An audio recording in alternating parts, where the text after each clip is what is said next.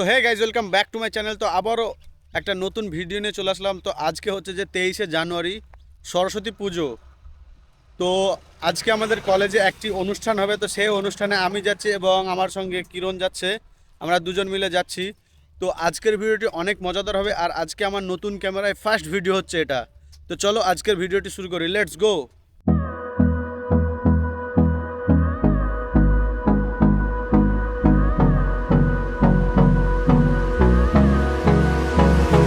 গাড়িতে অল্প তেল থাকার কারণে আমি সোজা চলে আসলাম ইন্ডিয়ান অয়েল পেট্রোল পাম্পে গাড়িতে তেল ভরার জন্য।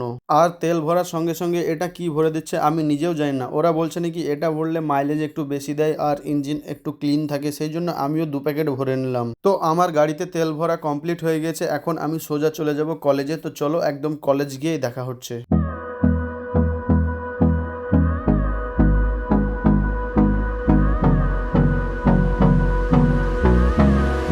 তো গাইজ কলেজে ঢুকতে দেখি সবাই আমার জন্য দাঁড়িয়ে আছে, তাই তাড়াতাড়ি বাইকটা রেখে দিয়ে সবাই মিলে চলে আসলাম কলেজের হোস্টেলে। হোস্টেলে এসে সবাই মিলে গান করছি। তো চলো তোমাদেরকেও একবার গানটা শুনিয়ে দিই।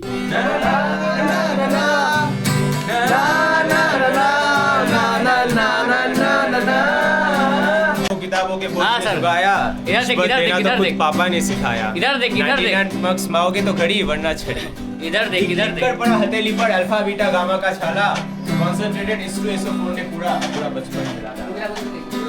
তারপরে আমরা সবাই মিলে একটু মাঠে চলে আসলাম। আর তোমরা যে সামনে স্টেজটি দেখতে পাচ্ছ, এখানে আমাদের কলেজের সোশ্যাল থেকে শুরু করে পুজো সবকিছুই এই স্টেজেই হয়। অনেকক্ষণ ধরেই ঘোরাঘুরি করছি, তাই ভাবলাম যে একটু খাবারের দিকে যাওয়া যাক, সেই জন্য সোজা চলে আসলাম কলেজের ক্যান্টিনে। আর এখানে ঢুকে দেখি সবাই সবার মতো কাজে ব্যস্ত, কেউ বেগুনি ভাজছে আবার কেউ চেয়ার টেবিল সাজাচ্ছে। তারপর আমরা কিছুক্ষণ ঘোরাঘুরি করার পর খেতে চলে আসলাম ক্যান্টিনে। এখানে এসে তো আমি পুরাই অবাক। কিছুক্ষণ আগে দেখলাম পুরো জায়গা ফাঁকা, এখন দেখি সব টেবিল ফুল হয়ে গিয়েছে। তাই সবকিছু বাদ দিয়ে আমরা সবাই মিলে বাইরে দিয়ে একটু আবার ঘুরতে চলে আসলাম। একটু হাঁটাহাঁটি করে পেট খালি করে নিয়ে আবার চলে যাচ্ছি খাওয়ার জায়গায়। অবশেষে আমরা এদিক সেদিক অনেকক্ষণ ঘোরার পর বসে গেলাম খেতে। দুদিন ধরে খাইনি, তাই আজকে খাবে বলে টার্গেট দিয়েছে, হবে তো। তারপর এখানে আমরা স্যারকে বসিয়ে স্যারের সঙ্গে কয়েকটা সেলফি তুলে নিলাম। আপনারা কিছু বলেন স্যার? কিছু বলার নেই, সবাই তুমি তো ফেস্টিভ মুড, সবাই এনজয় করো। আর তখনই আমাদের খাবার মেনুতে চলে আসলো বাসন্তী চালের পোলাও, সালাড, বেগুনি আর আলুর দম। রিতম ভাই আর কিছু লাগতো? ঠিক আছে তো খাওয়া দাওয়া? হ্যাঁ, কবার হয়েছে? আর কিছু লাগবে নাকি রিতম? দিতে বলবো আর কিছু অল্প করে।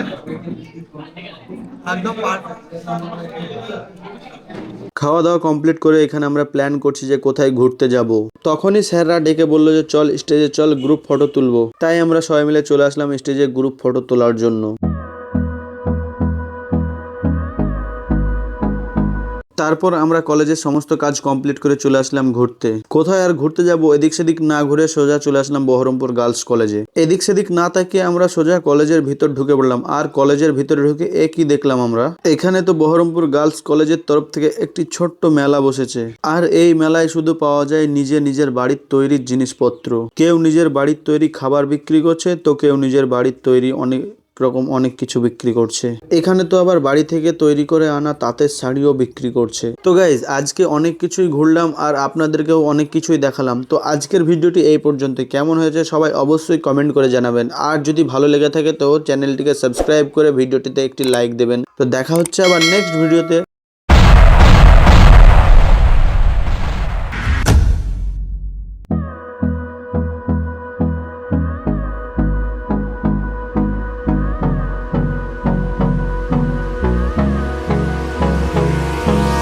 Hold me close till I get up.